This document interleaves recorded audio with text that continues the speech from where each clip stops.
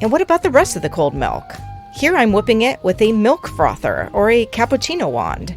Even though whole milk doesn't whip like cream, it does have enough fat to whip to some extent. And adding it cold to the warm agar traps the air, giving us a lighter, mousse-like semi-freddo, without the added fat.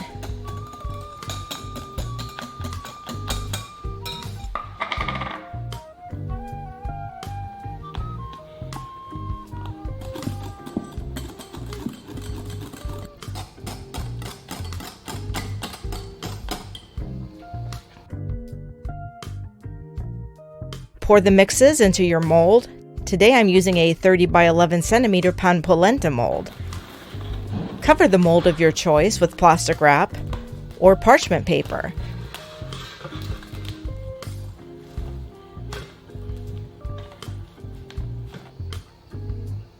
Pour the mixes into your mold.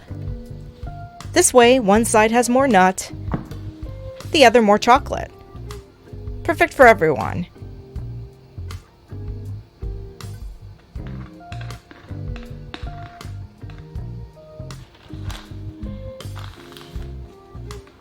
And freeze it 6 hours to overnight.